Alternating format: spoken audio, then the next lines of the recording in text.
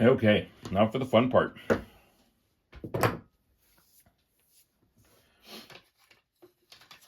Yeah, I don't want that. I don't want that. Okay, here is the cool thing about leather. I've got a fine point Sharpie, and I am going to put my number on here. I see no point in blurring this out because, you know, it's public anyway. So I'm going to put my phone number on here.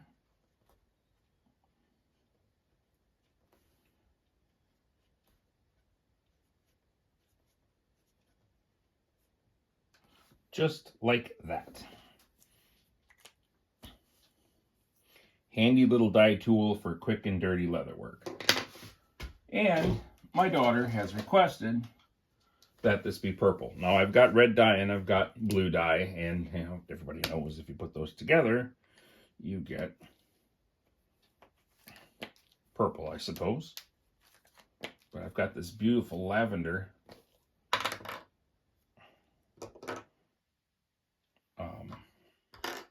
Sharpie here, and I'm just going to use this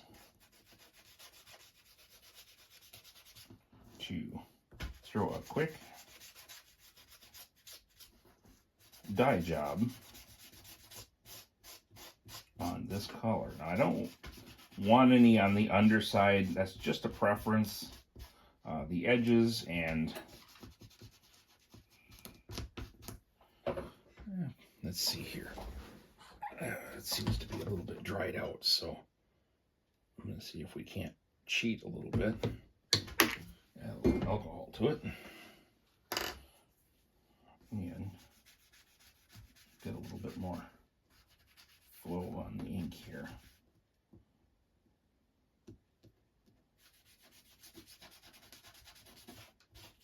Like I said, this isn't the best way to go, but I'm lazy. I don't feel like mixing.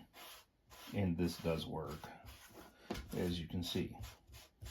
Also, if you're making something at home from the scraps that you've located, you know, it's a really good, cheap, easy way to do a dye job without the commitment of buying a $10, $15 bottle of dye. It does work. I mean, you don't even have to take the Sharpie apart. It probably actually works better if you don't. But that's just me. So there we go. The alcohol is finding its way down to the bottom there. Perfect. Oh, that is looking beautiful.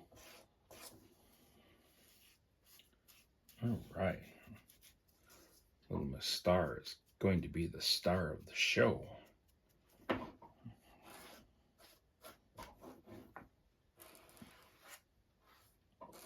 So we just keep throwing the dye on there until we've made it all the way around.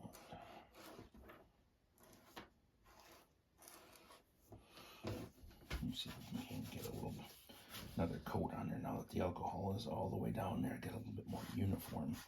Oh, that is whee doggies. All right.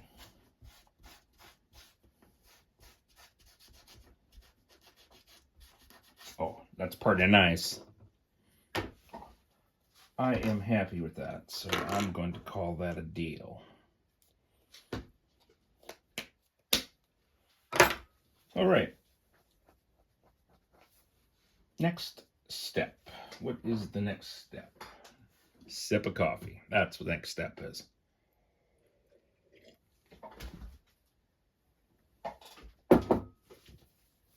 Let's see here. Well, yeah, I think I'm going to do, because I find it tends to work a little bit better. Oh, here's the burnisher. I'm going to burnish the edges quick before I throw the wax on there. It seems to burnish a little bit better. I don't know if it does or not, but in my head it does. So that's the way I'm doing it. I'll be right back. So I went and grabbed my bottle of gum trag. And just going to put a little bit on my finger. Apparently I'm not going to put any on my finger. I'm going to put it on the back of my finger. There we go. A little bit on my finger. Just lightly coat. If you don't have this, You can do the same thing, throw a little bit of water on here. All you're trying to do is create some heat and friction to get the fibers to smooth and glaze. Nothing overly scientific, I don't think. But water does work just fine. Just as you're doing that, you got to be careful not to get excessive amounts of water on it, because water will do, you know, come drag on this one. It'll lose staining on the collar. If you're worried about that, then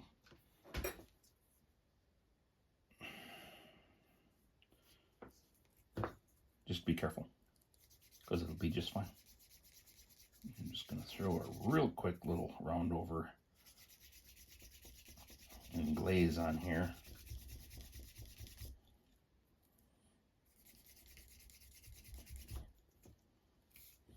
Nothing fancy. Just a little bit of a finish. It's a dog collar, puppy collar. It's not going to last long because the puppy's going to outgrow it. Like I said, I'm not throwing too much love into this one. I know. For not throwing much love into it, it's turning out pretty gosh darn good, right? All right. Coincidentally, I don't offer them yet and have been going to now for years, but I do leather work, obviously.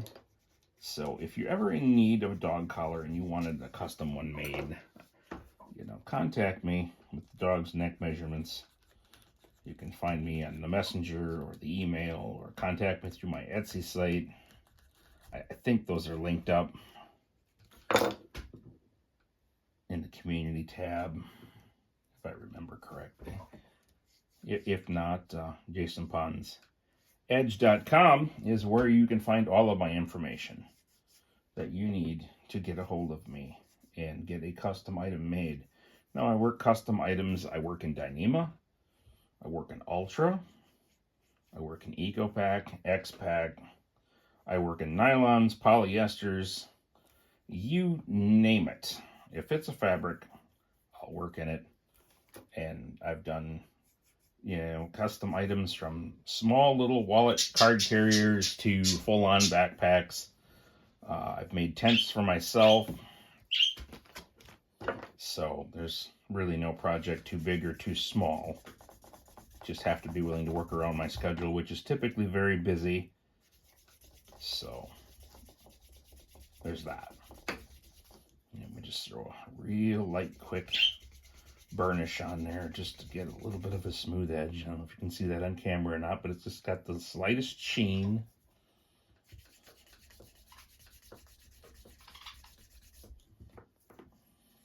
Nothing serious, you know.